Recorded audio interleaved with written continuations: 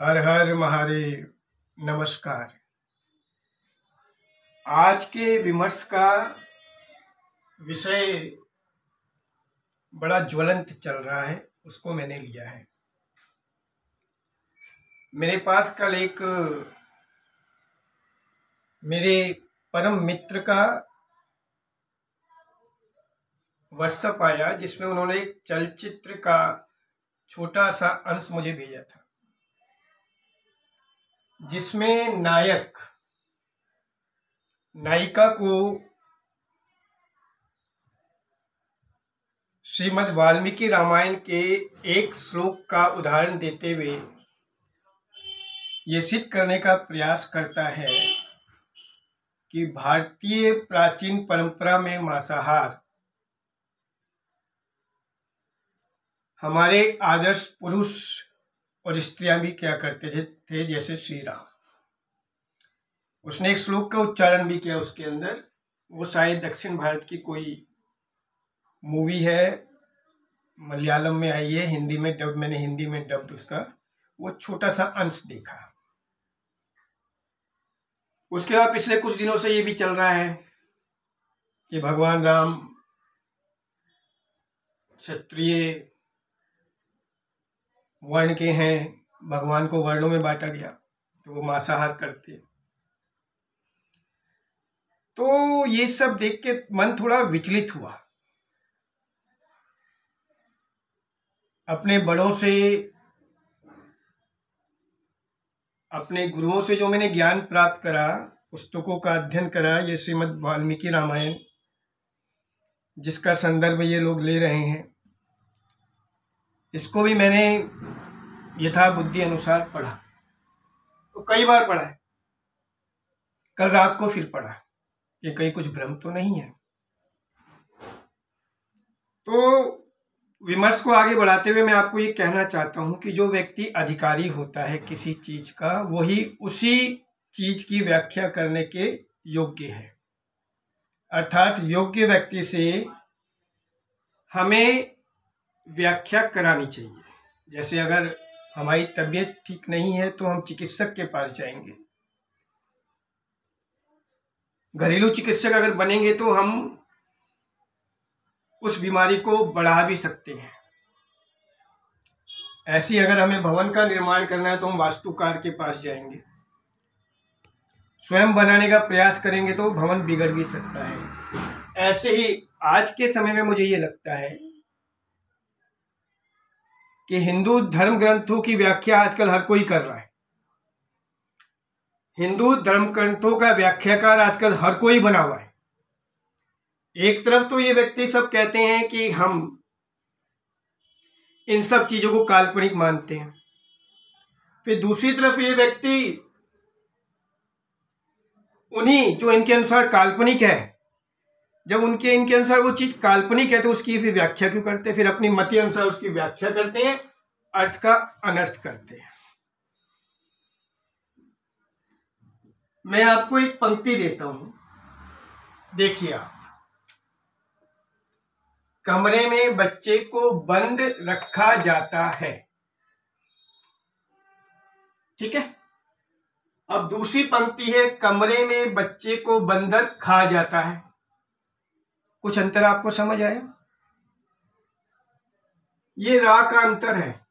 ये रा यहां पर अलग है और यही रा अगर यहां आ जाता है और खा अलग हो जाता है तो पंक्ति का अर्थ ही बदल जाता है।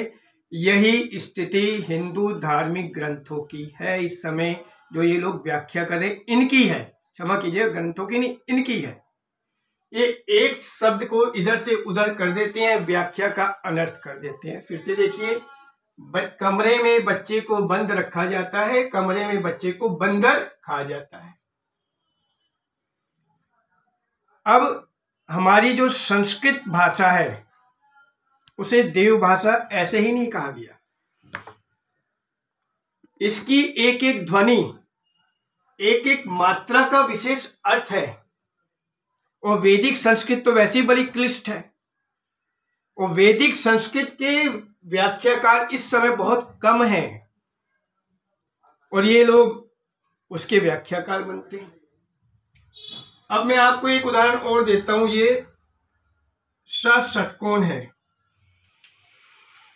एक सा ये होता है, एक सा ये होता है, एक ये षटकोण होता है। इसकी ध्वनि का उच्चारण मैं भी स्पष्ट नहीं कर पा रहा हूं।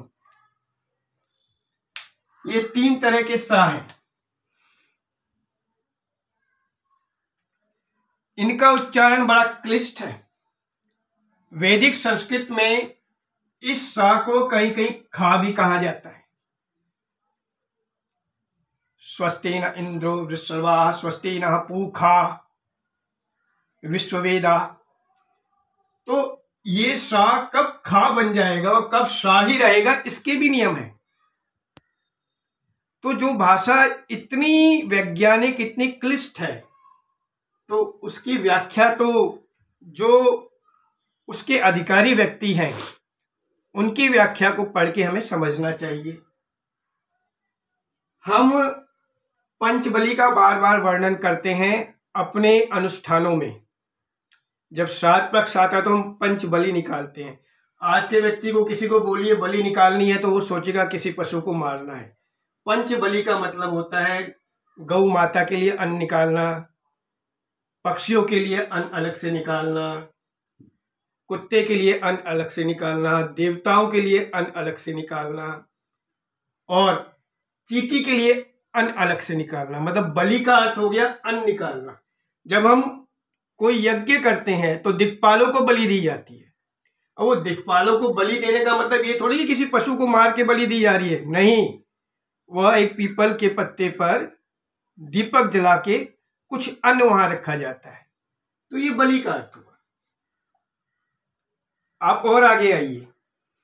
रामेश्वर हमारे ज्योतिर्लिंग है। इसके अनेक अर्थ हो सकते हैं। राम जिनके ईश्वर है, राम जिनके ईश्वर है, या जिनके ईश्वर राम है। राम जिनके ईश्वर है, जिनके ईश्वर राम है, या जो राम के ईश्वर है, जो राम के ईश्वर है। तो अश्वगंधा, अब आप इसे सुने तो इसे ये व्याख्याकार जो आजकल मांस आदि की व्याख्या कर रहे हैं वो तो कहेंगे घोड़े की गंध। नहीं, ये तो एक जड़ी बूटी होती है, आप जानते हैं। प्राचीन भारतीय परंपरा में फल कंद का जो गूदा होता है, जैसे अमरूद हम खाते हैं या सेब हम खाते हैं, उसके गूदे को मांस कहा जाता था। तो वो मांस शब्द उस अर्थ में यहां पर आया हुआ है श्रीमद् वाल्मीकि रामायण। फल कंद का जो गूदा होता था उसे मांस कहा जाता था। ऐसे ही बीज को गर्भ कहा जाता है। अब ये यहां आज के व्याख्याकार तो गर्भ की फिर कुछ और ही व्याख्या करेंगे। गर्भ का मतलब बीज। इसी प्रकार आप देखिए, सुरभि का मतलब सुगंध होता है और सुरभि का मतलब गाय होता है। मात्रा छोटी से बड़ी हो गई तो अर्थ बदल गया। अब जहां तक भगवान राम के शाकाहारी या मांसाहारी होने का प्रश्न है, तो ये सुंदरकांड को पढ़ लें श्रीमद् वाल्मीकि रामायण के, जिसमें स्पष्ट लिखा है कि रघुवंश का कोई भी व्यक्ति मांस का भक्षण नहीं करता। और ज्यादा इन्हें लग रहा है तो अनुशासन पर्व पढ़ लें महाभारत का, जिसमें कुछ राजाओं के नाम लिखे गए हैं, जिसमें श्री राम का नाम भी ये कहा गया इन्होंने कभी भी मांस का भक्षण नहीं किया।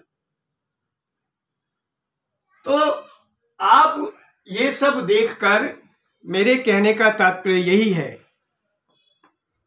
कि अधजल गगरी छलकत जाए।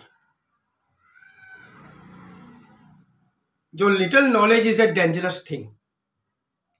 तो आप इन सब व्याख्याओं के चक्कर में मत पड़े। हरि व्यापक सर्वत्र समाना, प्रेम से प्रकट हो ही में जाना। हम भगवान राम को अपना आदर्श मानते हैं, मानते थे, मानते रहेंगे। कोई भी अन्यथा प्रलाप करे, हमारा विश्वास हिलना नहीं चाहिए। और इन सब के बारे में, इन सब की व्याख्याओं के बारे में हमें जो अधिकारी पुरुष है उनकी व्याख्याओं को, जैसे गीता प्रेस की पुस्तकें हैं